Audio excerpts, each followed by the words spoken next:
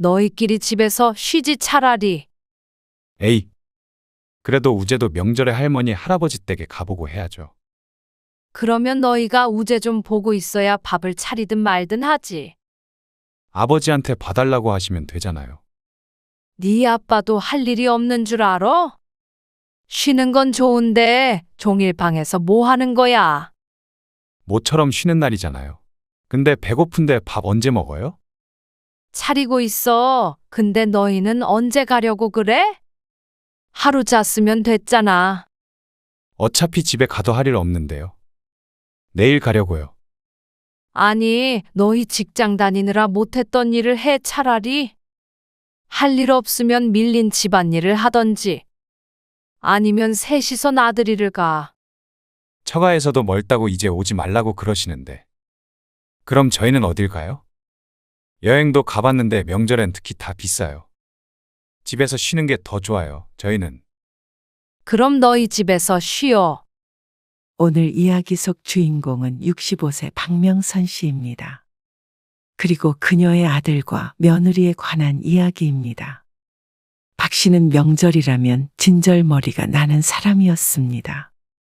명절 차례, 제사.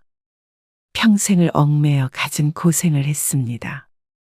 맏며느리인 탓에 누구에게 책임을 전가할 수도 없었고, 그 때문에 남편과 시집 식구들 간의 갈등도 많았죠. 결국엔 시부모님이 돌아가시고 나서야 전쟁 같은 명절 문화를 없앨 수가 있었습니다. 하지만 그때까지는 알지 못했습니다. 자식들 때문에 명절이 다시 한번 싫어질 줄은 말이죠. 명절에 오지 않아도 된다고 말했지만 굳이 찾아와서 놀고 먹는 아들 며느리 때문에 다시 시집살이가 시작된 기분이었습니다. 설거지 한번 해주는 법 없이 차려진 밥 먹고 종일 퍼질러져 있는 아들과 며느리. 그 때문에 어린 손주를 보는 일은 박 씨 부부의 일이 돼버렸습니다. 1년에 몇 번 되지 않는 명절인데 뭐가 힘드냐 하겠지만 평소에도 자주 손주를 맡기는 아들네였습니다. 명절 정도는 푹 쉬고 싶은 마음이 컸습니다. 박 씨 부부 모두 지금까지도 일을 하고 있기 때문에 명절은 박 씨 부부에게도 소중한 연휴였습니다.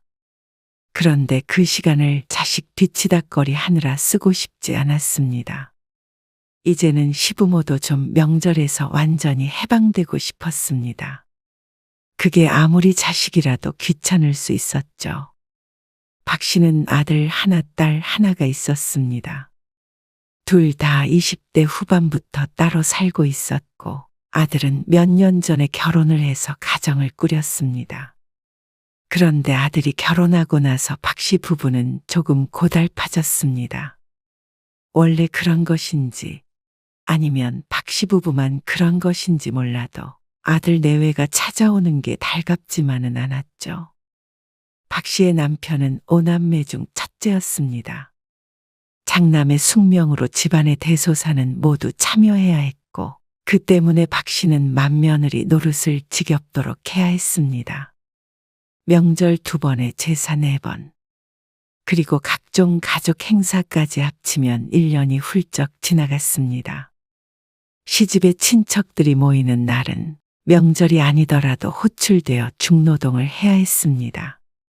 아니, 정우 엄마도 일하는 사람이에요. 그리고 식구들이 이렇게 많은데 왜 자꾸 정우 엄마만 부려먹으세요? 이리 주세요. 제가 할 테니까. 너는 지난번에도 그러더니 이 애미 죽는 꼴 보고 싶어서 그러냐? 네 아버지 보시면 큰일 난다. 얼른 나가 있어. 어딜 부엌에 들어와? 부엌 좀 들어오면 어때서요? 지겹지도 않으세요? 네가 이럴수록 정우 엄마만 미움받는 거 몰라서 그래. 어머니가 안 미워하시면 되는 거잖아요. 이러시면 다음 명절부터는 저희 안 내려옵니다. 뭐야? 이 여시 같은 것이 시키든? 어머니! 이 사람 집에 돌아가면 며칠을 알아 누워요. 나는 안 그런 줄 아냐. 그러면 이런 것 좀 간소화하면 되잖아요. 조상 모시는 걸 어떻게 대충 해? 이게 뭐더라는 짓이야? 결혼 생활 동안 몇 번이나 있었던 일이었습니다. 드라마에서 흔히 볼 수 있는 진부한 비극이었죠. 박 씨 부부가 명절에 발길을 끊으니 시어머니가 쓰러지시고 식음을 전폐하고 시집 식구들은 손가락질을 하고 시아버지가 돌아가시면서 남긴 유언에는 제사에 관한 것이 있을 정도였습니다. 시아버지가 돌아가시고 괴로워하던 남편. 결국 핏줄을 저버릴 수 없었던 박 씨 부부가 연로한 어머니에게 항복을 하고 그러다가 시어머니가 돌아가시기 몇 년 전에는 제사들을 박 씨 부부가 물려받기도 했습니다. 시부모님이 식음을 전폐해가며 지키고 싶었던 제사는 살아계신 동안엔 효도를 한다고 생각하고 지켰습니다. 박 씨도 그래서 감내했습니다. 그리고 시어머니가 돌아가시니 남편은 첫 제사만 지내고 그 뒤로는 더 이상의 제사는 없을 거라고 선언했습니다. 명절에도 이제는 아무도 모이지 말자고 했죠. 그러자 이번엔 형제들이 난리가 났습니다. 왜 마음대로 돌아올 집을 없애냐는 말이었습니다. 명절 때마다 박 씨의 집으로 찾아왔던 형제들이 갈 곳을 잃었다는 말이었습니다. 각자 집에서 알아서 지내. 명절이 뭐라고 우르르 와서 손 하나 까딱 안 하고 늘 고생하는 사람만 고생하고 말이야. 그렇게 모이는 게 좋으면 너희들끼리 모여라. 그래서 남편이 형제들을 물리쳐버렸습니다. 그 사이에 크고 작은 갈등이 있었던 건 당연한 일이었습니다. 하지만 결국엔 50 넘어서 제사에서 해방이 되었습니다. 하지만 그것도 잠시였습니다. 5년 전 아들이 결혼을 하면서 또 다른 괴로움이 시작되었죠. 애들 내일 온다고 그러지? 정은혜랑 정인이도 시간 맞춰서 같이 온대. 오후에. 하루 자고 가는 거지? 그렇지. 그래서 이불 빨래 했구나. 오늘 대청소 해야 돼. 아이고, 당신은 음식 준비해야 하잖아. 청소는 내가 할게. 장은 봐왔어. 그래도 며느리 오는 첫 명절인데 신경 좀 써야지. 그동안엔 손님이라고 해봐야 아들, 딸이 전부였고 명절이라고 특별히 뭘 차리지는 않았습니다. 평소에도 보는 사이이기 때문에 명절이라고 크게 다를 거 없었습니다. 그냥 외식만 할 때도 있었고 말이죠. 그런데 이젠 손님이 온다고 생각하니 그것도 골치가 아픈 일이었습니다. 명절 당일 아침에 오라고 했더니 굳이 자고 가겠다는 아들 때문에 박 씨 부부가 분주해졌습니다. 작은 방들까지 전부 깔끔히 청소를 해야 했고 음식도 신경이 쓰였습니다. 명절 아침에 오면 떡국이나 간단하게 차리면 되겠지만 전날 저녁에 오면 저녁상을 거하게 차려야 해서 부담스럽기도 했습니다. 솔직한 심정으로는 명절마다 그렇게 할 자신이 없었습니다. 그렇다고 명절에 찾아오는 자식들인데 아무것도 안 해놓을 수도 없는 노릇이었죠. 잘 먹었습니다. 입맛에는 맞았어? 네. 맛있어요. 이제 치우자. 며느리가 자리에서 엉거주춤 일어났습니다. 그러더니 아들도 한번 바라보고 시누이도 한번 쳐다보고 아주 눈이 바쁘게 움직였습니다. 그 모습을 박 씨가 힐끔 보고는 며느리를 말렸습니다. 아니야. 치우는 건 우리가 할게. 차례상은 아니었지만 푸짐하게 차리다 보니 설거지거리가 많이 나왔습니다. 옛날을 생각하면 시집에서 이런 설거지는 모두 박 씨의 몫이었습니다. 그렇기에 박 씨는 거기에 진절머리가 난 사람이었습니다. 설거지라면 자다가도 인상을 쓸 정도로 싫어했습니다. 그런데 그걸 며느리에게 시키고 싶지는 않았습니다. 하지만 그렇게 되니까 또다시 명절의 악몽이 되살아나는 것 같았습니다. 명절 전날 저녁과 당일 아침까지 두 끼였는데 차렸다 치웠다 하는 게 보통 일이 아니었습니다. 그리고 음식만 하면 되는 게 아니라 명절이 시작되기도 전에 손님 맞을 준비를 하게 되니 며칠 전부터 할 일이 참 많았습니다. 돌아가고 나서도 뒷정리에 다시 이불 빨래를 해야 하고 청소도 해서 명절이 끝나자 근육통에 시달려야 했습니다.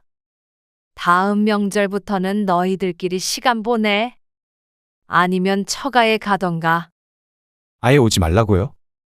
그래. 여행을 가도 되고. 엄마 아빠도 명절에 좀 쉬려고. 무슨 일 있으세요? 그건 아니고 평소에도 볼 수 있는데 명절이라고 부담 가지고 올 필요는 없지. 괜찮으시겠어요? 안 괜찮을 게 뭐 있어. 오히려 힘 안 들고 좋다. 그러자 아들은 서운해하지도 않고 알겠다고 했습니다. 나중에 들어보니 며느리도 좋아한 듯 보였습니다. 당연히 명절에 시집에 오고 싶은 며느리는 없을 테니 이해가 됐습니다. 그리고 딸도 마찬가지였습니다. 그래? 그럼 명절에 나도 잠이나 몰아서 자야겠다. 오지 말란 소리를 모두 반기니 다행이라고 생각했습니다. 그리고 웃긴 이야기지만 한편으로는 부럽기도 했습니다. 그 옛날에 박 씨의 시부모님도 이렇게 얘기해줬다면 얼마나 좋았을까 상상을 하니 말이죠.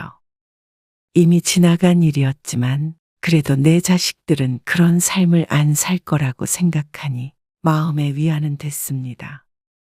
그래서 다음 명절부터는 자식들이 찾아오지 않았습니다.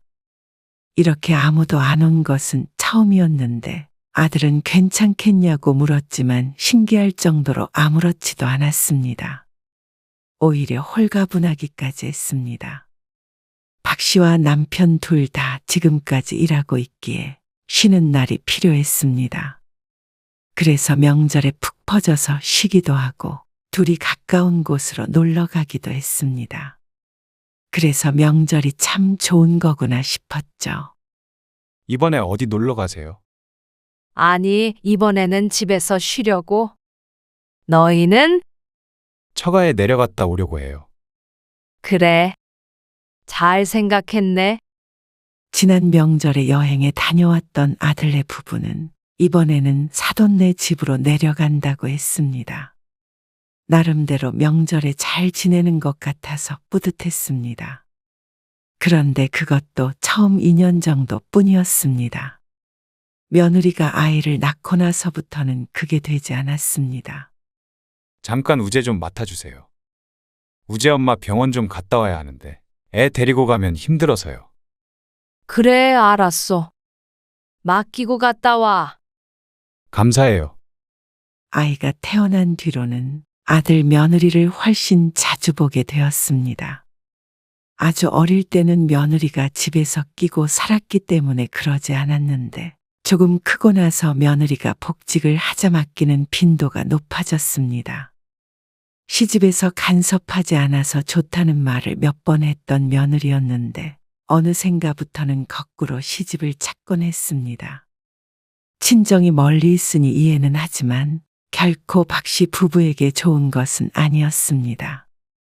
힘드셨죠? 아니, 괜찮아. 우재가 유별나긴 해요. 말 잘 안 듣죠. 저희도 걱정이에요. 그래도 잠깐인데 뭐. 두 돌이 지났지만 고집이 대단한 아이였습니다. 그래서 몇 시간 보면서도 애를 먹었는데 말 그대로 몇 시간 돌보는 일이라 할 수 있었습니다. 아들도 손주에게 손이 많이 가는 걸 아는지 서너 시간 이상은 맡기지 않았는데 그래도 일주일에 2번 정도는 왔기에 박 씨 부부도 힘들 때가 있었죠. 올해 명절에는 집에 갈게요. 우리 집? 네. 우재 데리고 갈게요. 한동안 오지 않았는데 다시 명절에 찾아오겠다는 아들의 말에 선뜻 대답을 하지 못했습니다. 손주까지 데리고 오면 그전보다 신경이 많이 쓰이니 말이죠. 그리고 평소에도 자주 보는데 굳이 명절에까지 올 필요가 있을까 싶었습니다. 애 데리고 처가에 가기도 너무 멀고요. 원래는 3-4시간 걸리는 거리를 7시간 넘게 가야 하니 힘들만도 했습니다. 하지만 왜 굳이 오려는 건지는 이해가 가지 않았습니다. 너희끼리 집에서 쉬지 차라리.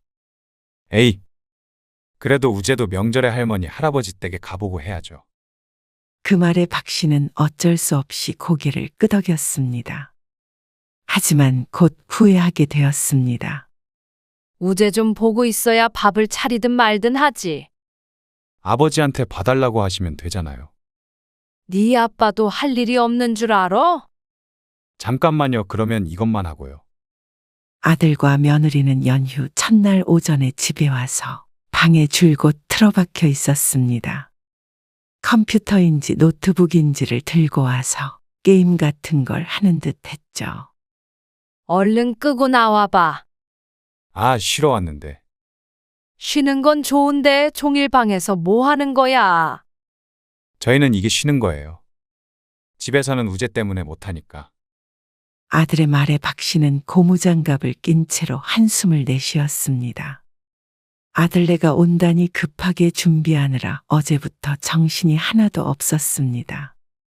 그런데 와서는 아무것도 안 하고 애도 안 보고 있으니 곱게 보일 리가 없었습니다. 그 와중에 며느리는 화면에서 눈도 떼지 않고 있었습니다.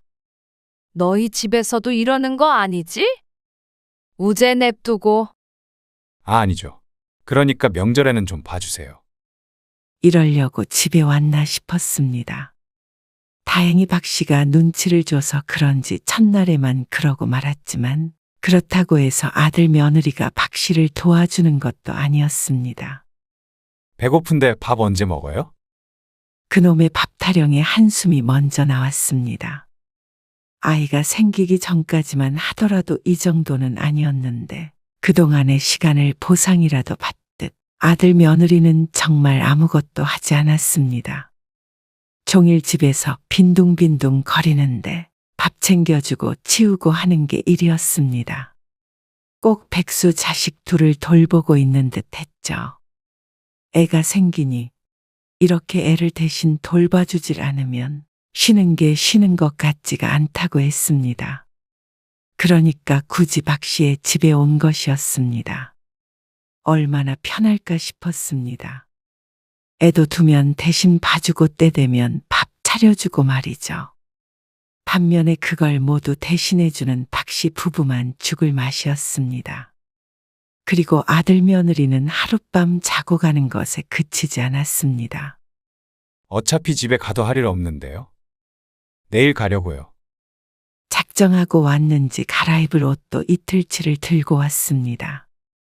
연휴 마지막 날까지 있다가 가겠다는 말에 박 씨의 얼굴에서 핏기가 빠지는 듯 했죠.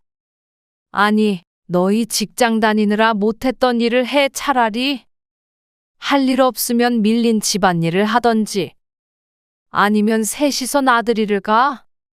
그랬더니 지난번과는 다른 반응을 보였습니다. 처가에서도 멀다고 이제 오지 말라고 그러시는데. 그럼 저희는 어딜 가요? 여행도 가봤는데 명절엔 특히 다 비싸요. 집에서 쉬는 게 더 좋아요. 저희는 그럼 너희 집에서 쉬어. 박 씨가 며느리일 때는 명절 음식하고 손님들 대접하느라 힘들어서 병이 날 것 같았는데 시부모님도 다 돌아가신 지금 이제는 자식 수발드느라 명절이 두려워질 것이라고는 상상하지 못했습니다. 박 씨도 명절에는 쉬고 싶고 노동을 하기 싫었습니다. 남들처럼 여행을 가거나 집에서 푹 퍼져서 휴식을 취하고 싶었죠. 저희는 이때가 유일한 쉬는 날이에요. 하지만 그건 박 씨 부부도 마찬가지였습니다. 60이 넘었지만 각자 하는 일이 있어서 아들네처럼 명절이나 주말이 유일한 쉬는 날이었습니다. 그런데 주말에는 자꾸만 애를 맡겨서 쉬질 못했고 명절마저 아들네 뒤치다꺼리를 한다면 도대체 언제 쉬라는 건지 몰랐습니다. 그래서 아들 부부가 서운해해도 어쩔 수 없다고 생각했습니다. 와서 같이 밥을 준비하거나 설거지라도 한번 도와주면 모를까. 손 하나 까딱 안 하려고 하니 문제였습니다. 핀잔을 줘도 그때뿐이었습니다. 부모가 자식 밥 차려주는 게 당연하다고 생각했고, 며느리는 부려먹지 않아야 상식적인 시부모라고 생각했습니다. 이번에는 우리 여행 갈 거니까 너희들도 가족끼리 여행 가. 어디로 가시는데요? 동해로 갈 거야. 저희도 갈게요. 그럼, 너희는 너희대로 여행해. 왜요? 어차피 가는 거 같이 가면 좋죠. 남들은 너희들끼리 시간 보내라 하면 그렇게 좋아한다던데, 왜 박 씨의 아들과 며느리는 반대로 행동하는지 몰랐습니다. 저희 같이 여행 간 적은 없잖아요. 하지만 딱 잘라 거절하지 못한 이유가 있었습니다. 둘째인 딸도 전날에 연락이 와서 같이 여행 가겠다고 하는 바람에 그러자고 했기 때문이었습니다. 하지만 딸과 아들네와는 달랐습니다. 아직 결혼하지 않아 혼자였고 뭐라든 눈치 볼 일이 없기 때문이었습니다. 그런데 아들네가 오게 되면 며느리도 오게 되고 손주도 오게 되고 아무래도 힐링을 할 수 있는 여행이 되지는 못할 게 분명했습니다. 하지만 왜 여동생은 되고 자신들은 안 되냐며 서운해하는 아들 때문에 어쩔 수가 없었습니다. 그런데 아들네와 함께 간 여행은 박 씨 부부에게도 딸에게도 최악의 여행이 되고 말았습니다. 명절에 집에 와서 하던 대로 똑같이 하는 아들네 때문이었습니다. 그나마 컴퓨터를 가져와서 게임을 하지 않은 것이 다행이라면 다행이었을까요?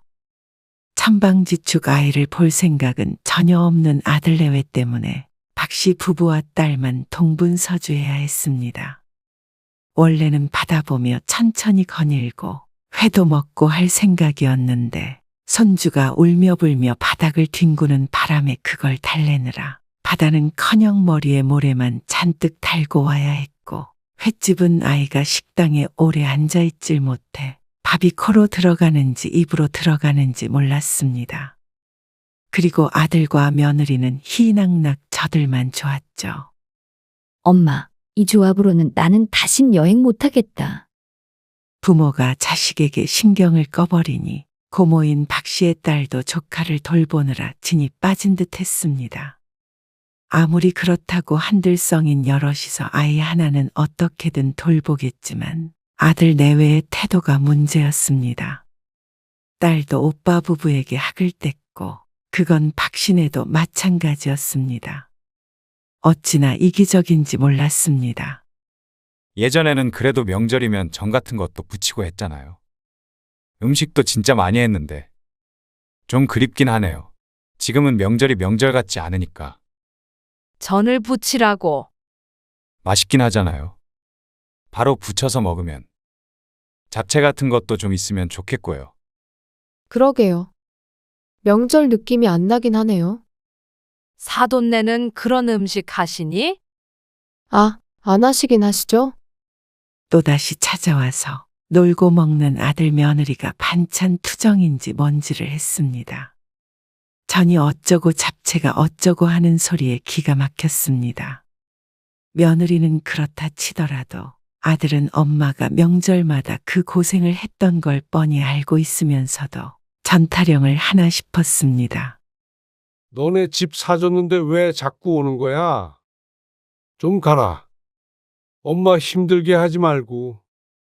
오죽하면 남편이 버럭 소리를 지르며 제발 좀 가라고 할 정도였습니다. 그런데 오히려 아들네는 그런 박 씨 부부를 이상하다고 여겼습니다. 우재도 어린데 할머니, 할아버지 댁에 와서 세배하고 용돈도 받고 그런 경험해야 하는 거 아니에요? 그리고 저희가 뭘 그렇게 힘들게 했다고 그러세요. 너희 삼시세끼 차려주는 것도 일이야. 참 씁쓸하네요. 자식이 부모 찾아오는 건 당연한 건데 왜 그렇게 귀찮아하세요? 반대로 우리가 명절마다 너희 집 가서 밥 타령하면 좋겠냐? 그 말에는 얼른 대답하지는 못했지만 그렇다고 해서 오지 않겠다는 말도 하지 않았습니다. 그래서 그런 아들네를 보며 다른 방법을 강구해야겠다고 생각했습니다. 오지 말라고 해도 부득불 찾아오니 제대로 정신을 차리게 해줘야 했죠. 이게 다 뭐예요? 다음 명절에 찾아온 아들 내외가 부엌 상황을 보고는 깜짝 놀랐습니다. 뭐긴 음식 준비하려고 하지. 무슨 음식이요? 무슨 음식이긴 명절인데 뭐라도 해야지. 아, 그래요? 아들이 짐을 내려놓으며 말했고 며느리도 처음 보는 광경에 어리둥절한 모양이었습니다. 식탁 위는 식재료로 가득 차 있었습니다. 박 씨 부부가 미리 장을 봐왔는데 이제부터 제대로 음식을 차려볼 생각이었습니다. 며느리와 함께 말이죠. 어서 손 씻고 와. 우재는 정우 네가 보고. 네? 저요? 그래. 여자라고는 너랑 나밖에 없잖아. 며느리가 당황스러운 표정으로 손을 씻고 왔습니다. 그리고 그런 며느리에게 자연스럽게 일을 시켰습니다. 이제부터 전 부칠 거거든. 이거 일정한 크기로 잘라서 이쑤시개에다가 꽂아. 엄마, 뭘 그렇게까지 해요? 너도 전 먹고 싶다며? 명절엔 자고로 기름 냄새가 나야 된다고 그러잖아. 아니, 그래도 너는 나가서 우재나 보라니까. 그러자 아들이 거실로 나갔고 며느리는 당혹스러운 눈빛을 보내며 칼을 들고 서 있었습니다. 얼른 앉아서 해. 아, 네. 다 하면 계란물 입혀서 부치면 돼. 저 이런 거 안 해봤는데. 괜찮아. 처음부터 잘하는 사람이 어딨어? 다 해버릇 해야 늘지. 박 씨는 며느리의 마음을 모르는 척하며 뒤돌아섰습니다. 그리고 간단한 재료 손질을 박 씨가 했죠. 그렇게 1시간, 2시간 지나자 등 뒤에서 앓는 소리가 들려왔습니다.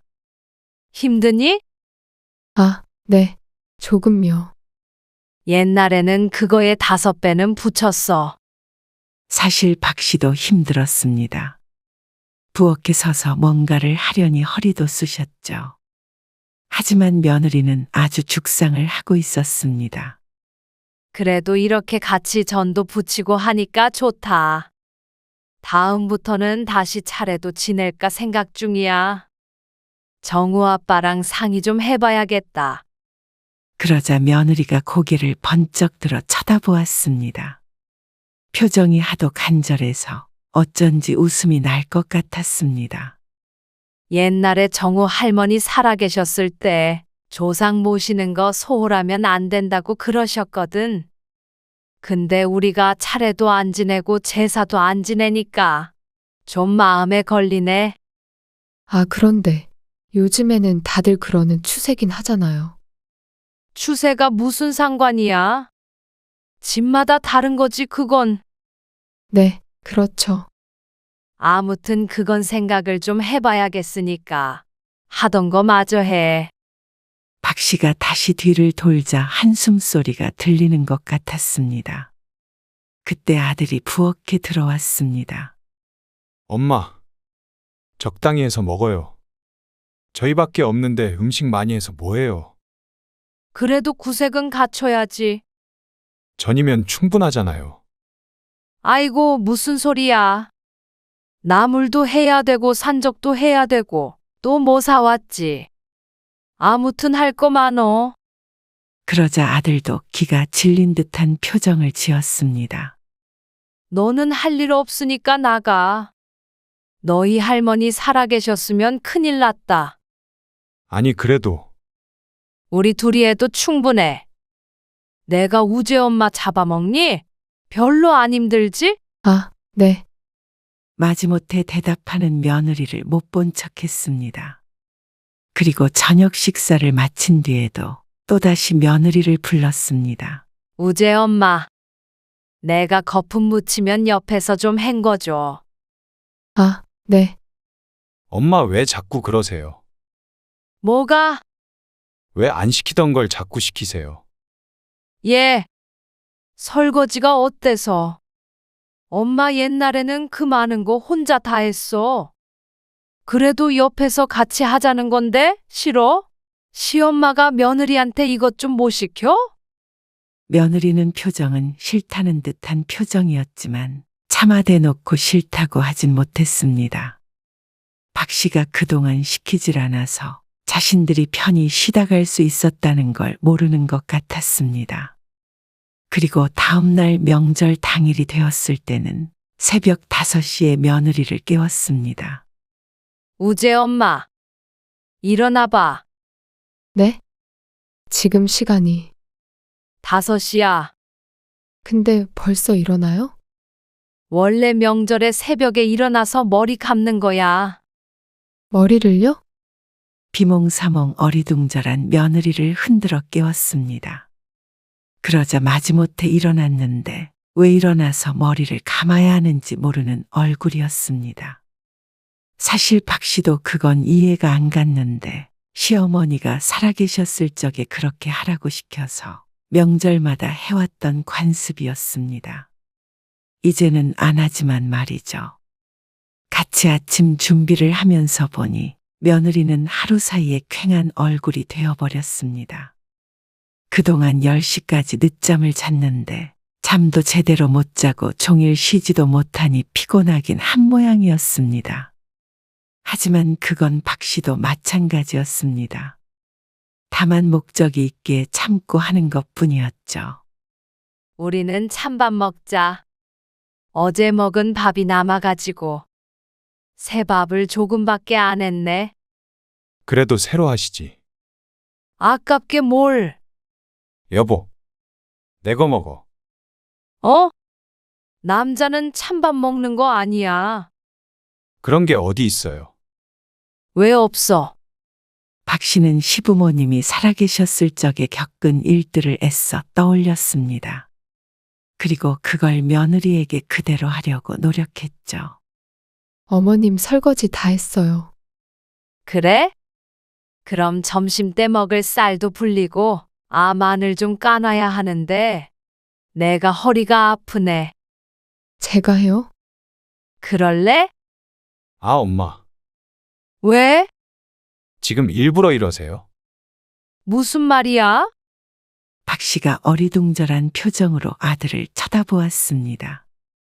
네가 명절 분위기 내고 싶다고 해서 전도 부치고 했는데 왜? 그걸 나 혼자 할 수는 없잖아. 그럼 다음부터는 전 같은 거 하지 말아요. 무슨? 차례도 다시 지낼까 생각 중인데 힘들게 왜 그러세요?